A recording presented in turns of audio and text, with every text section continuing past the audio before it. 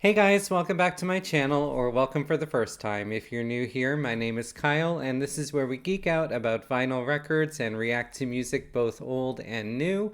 And today I'm going to be listening and reacting to the iconic classic R&B duet, "The Boy Is Mine" by Brandy and Monica.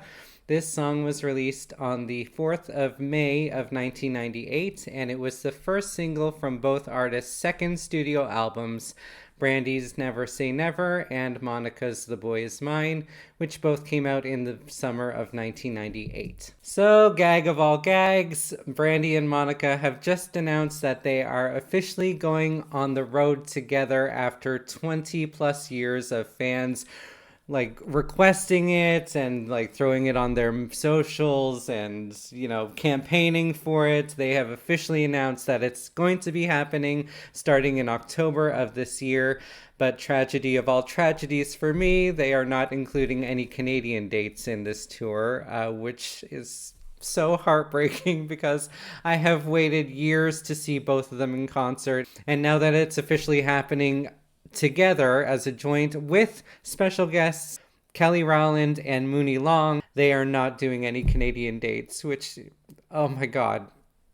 Dagger in the heart, girls. Dagger in the heart. But I'm so happy that you're collaborating again. And hopefully I am going to be campaigning for a full-on duet album because their voices together are just immaculate and stunning. So let's hope maybe this inspires them to do more recording together as well, because that would just be phenomenal. But alas, let's just get into the song. The official story about this song is that the initial concept came from Brandy watching a lot of Jerry Springer episodes back in the day, and how that show was just full of cat fights and kind of love triangles.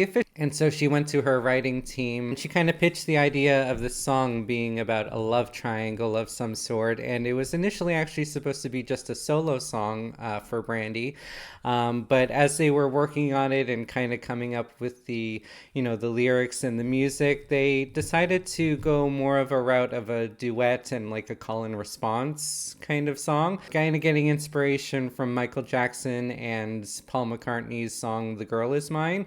So they reached out to Monica's team at that time, and the two were kind of seen as these two young R&B females kind of duking it out in the charts and not really being friendly towards each other, which there was really no basis for those rumors. But anybody at that time, especially women, that were seen as kind of equals in the music industry, they were always kind of pitted against each other. I mean, you had Mariah Carey and Whitney Houston, you had Celine Dion and Mariah Carey, everybody in Mariah Carey basically, Christina and Britney obviously.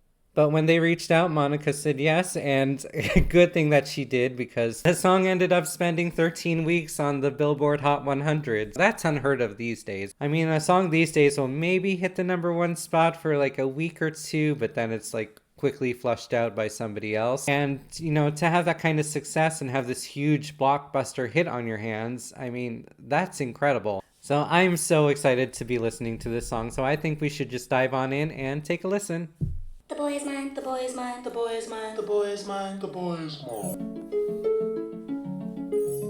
These little flourishes of the chimes that start the song off, and this synthy harp, crazy. Excuse me, can I please talk to you for a minute? Oh my god!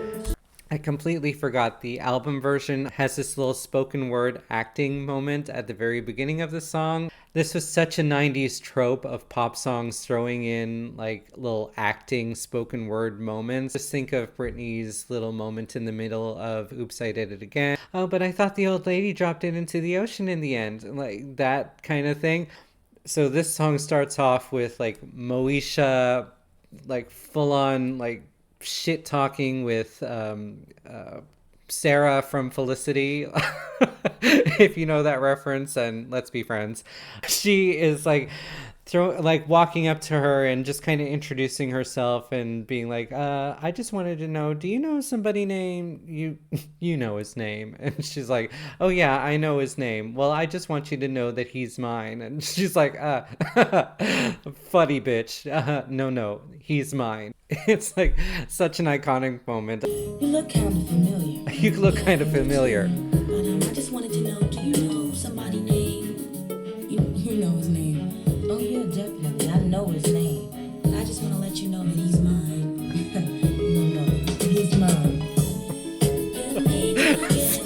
Bitch, move.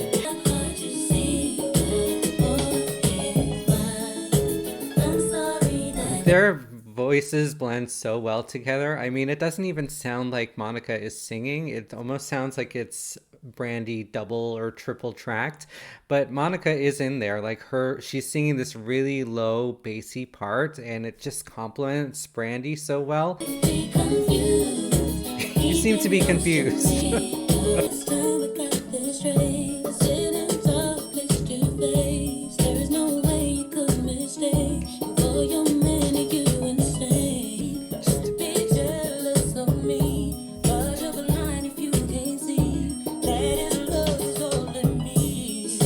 That's kind of dirty almost.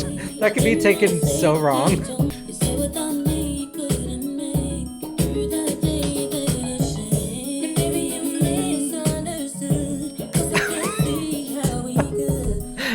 That line is so funny to me. Brandy is saying that he told me that he can't live without me and he can't get through his days without me. And Monica's response is just, well, maybe you misunderstood. Like full on gaslighting her. It's just so brilliant.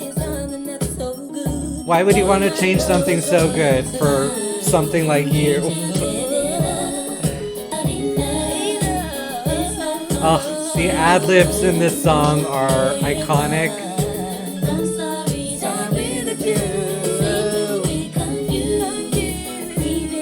Monica's voice is so crazy because she's got these really low lows, but she's also got these beautiful, brilliant highs.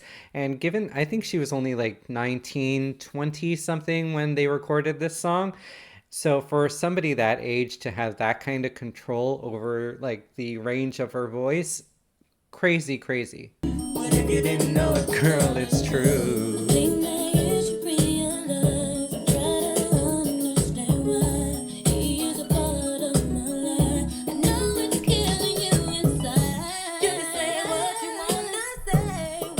I love that they're like one-upping each other as well. Like each verse, like the vocals just get more and more like upping each other vocally. So it's not just like the catfight nature of the lyrics, but it's also the way that they're singing. It's like, well, I'm going to do this. Well, I'm going to do this. Well, I'm going to do this. Bitch, he's mine. No, he's mine. Like I'm going to show you in my runs and my ad libs how much like he means to me, and you're nobody. The past and the future to shine. If you didn't know the boy is mine. Like full on Mariah Carey.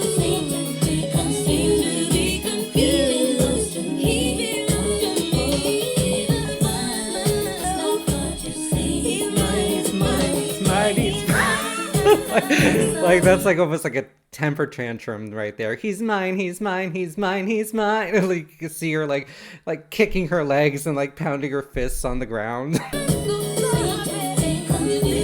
I'm so sorry you seem to be confused. Might as well throw in the towel.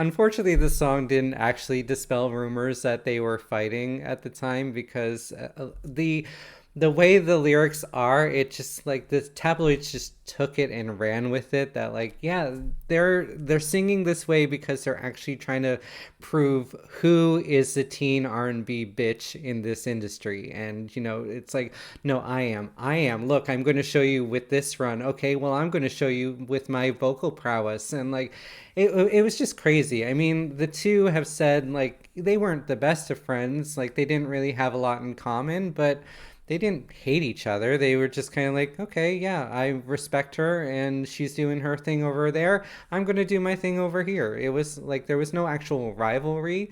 But you know, the tabloids will always take anything. Like if you give them an inch, they'll take a mile.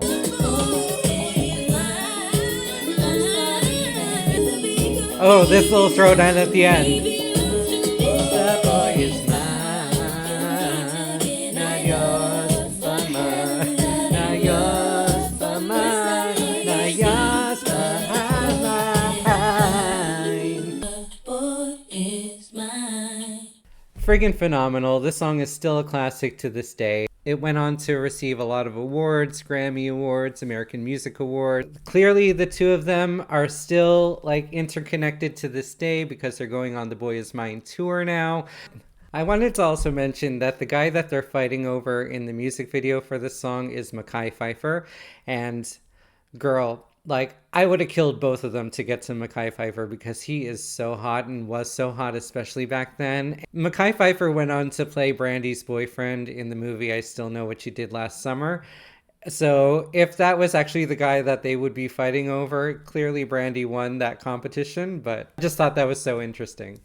I'm so happy that this song exists. I'm like, this was such like the standout single of that summer. Like, I was in high school when the song came out, and it was just everybody had these girls' names on their lips. This song still gets a star to this day. It is just one of my favorite duets of all time. What do you guys think of the song? Do you love it? Do you hate it? If you've listened to the song before, let me know what your initial impressions of the song were when you first heard it and how your views on the song have changed over time. If this is your first time listening to the song, let me know your first impressions. I'd love to hear your feedback. If you guys have any songs or albums or artists that you'd like me to react to, definitely leave those in the comments below. I love discovering new music and I love to get your suggestions.